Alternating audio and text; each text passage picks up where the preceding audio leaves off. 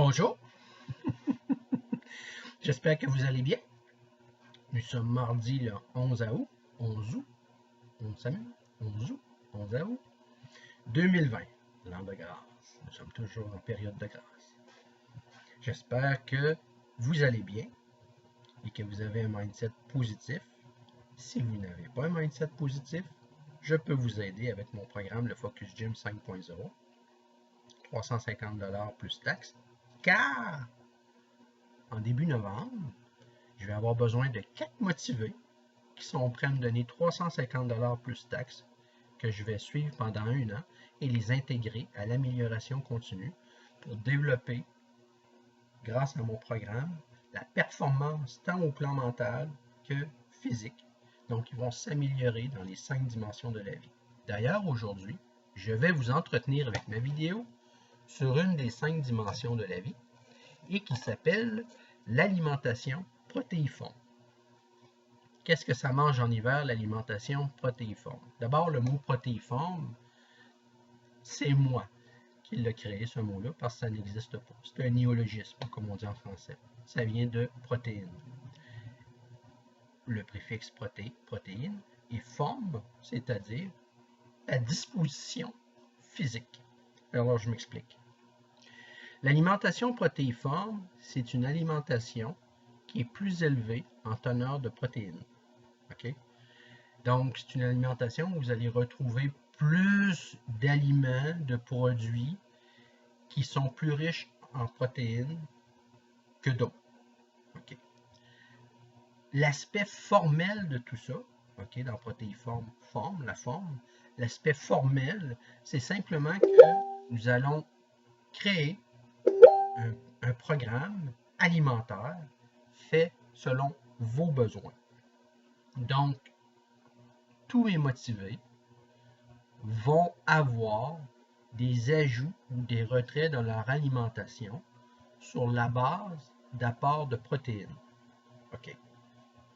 Tout de suite, je tiens à vous dire que je ne suis pas nutritionniste ni diététique, puis je ne jouerai pas au docteur avec vous. C'est pas ça le problème.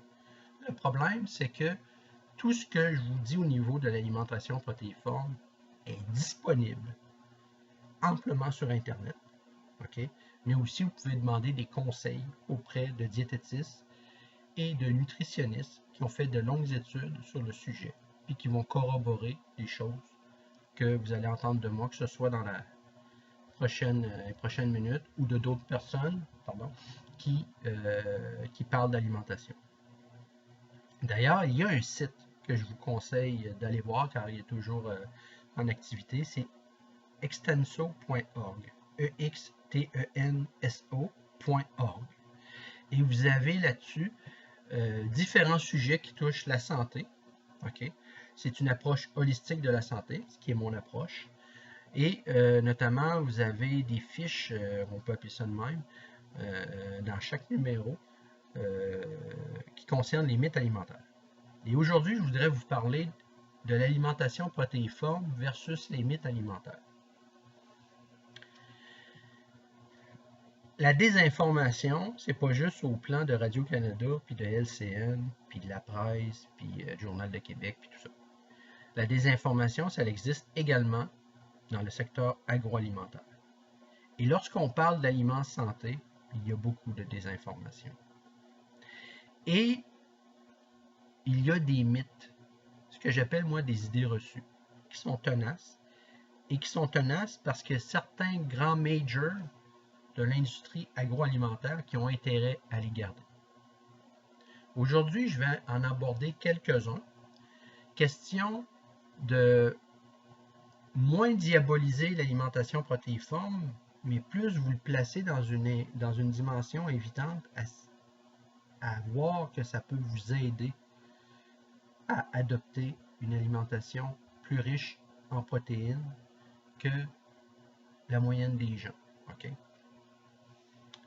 Exemple, le beurre d'arachide. On a l'intime conviction, la plupart des gens qui me regardent, que le beurre d'arachide, c'est riche en protéines. Okay. En fait, vous pourriez prendre une quantité X de riz, puis vous auriez exactement la même teneur en protéines qu'une tartinade au beurre d'arachide. Même chose pour des légumes.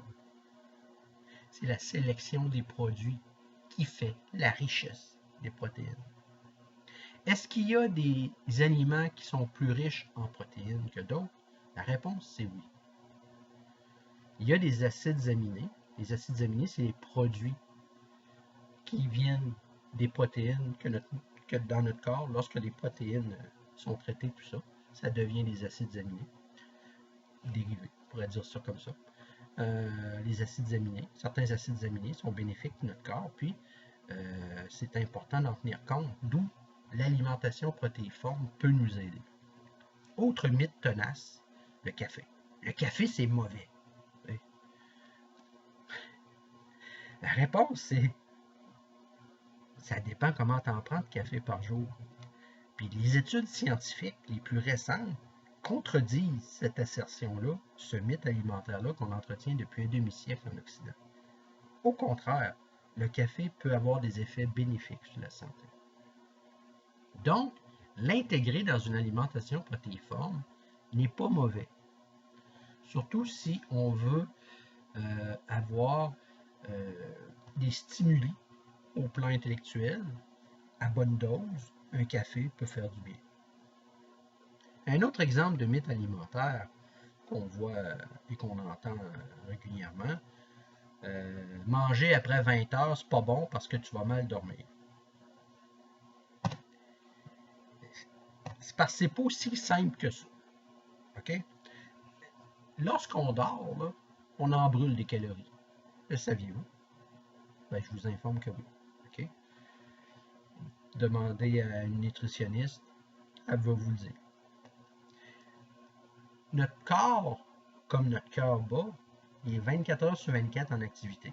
Bien sûr, lorsque vous dormez, vous brûlez moins de calories que lors d'un marathon. On va se comprendre. Mais vous en brûlez pareil. Est-ce que manger après 20 heures est absolument néfaste pour la santé? La réponse, c'est non.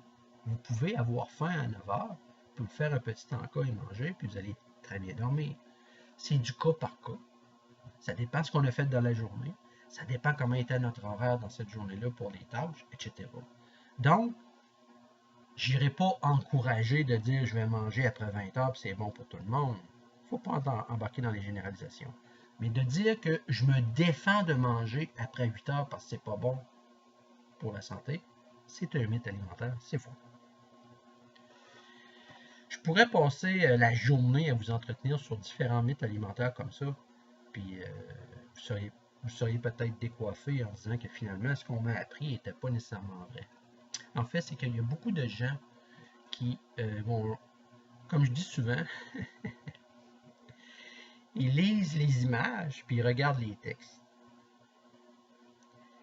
Ils ne s'informent pas et s'abreuvent des médias, s'abreuvent de ce que les autres disent, tentent d'imiter ce que l'autre fait parce qu'il est en succès, mais ne cherchent pas à comprendre. Donc, ils se mettent à distance de la bonne information et vivent avec des mythes. C'est humain de vivre avec des mythes. Mais le problème, c'est que les mythes alimentaires peuvent vous causer des problèmes de santé. Okay.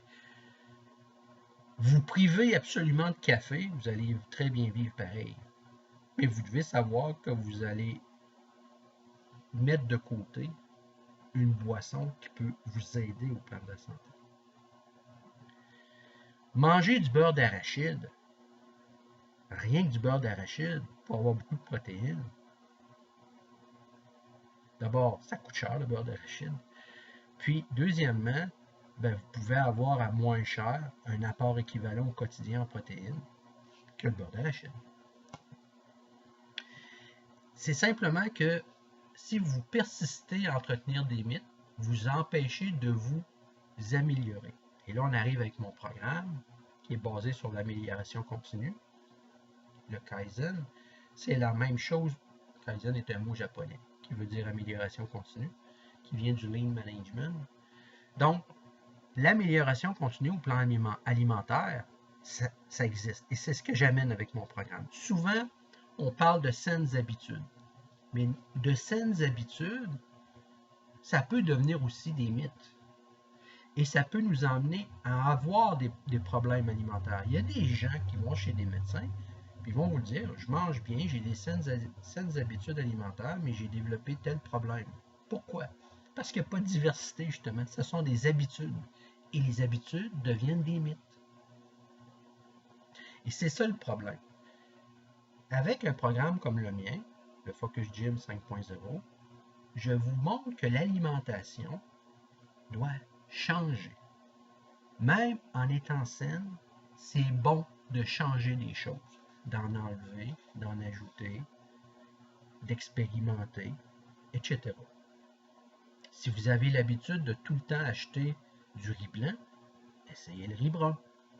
Si vous êtes une buveuse de thé parce qu'on vous a dit que le thé c'est tellement supérieur au café, je vous dirais, essayez donc une tasse de café. Mais un bon café, là, c'est ça que je veux dire. Donc, aujourd'hui, ma vidéo, c'était simplement vous conscientiser sur l'importance de s'améliorer au plan de l'alimentation. Diversifiez votre alimentation. Mangez des fruits le plus possible biologiques. Et n'hésitez pas à faire une épicerie qui est basée non pas sur ce que ça vous coûte, mais ce que ça va vous donner en bénéfice au plan de la santé. Parce qu'on mange pour rester en vie et en santé. On ne mange pas pour se priver parce qu'on veut s'acheter quelque chose. Si vous pensez comme ça, d'abord, votre santé n'est pas importante, puis c'est certain que vous n'achèterez pas mon programme. Okay.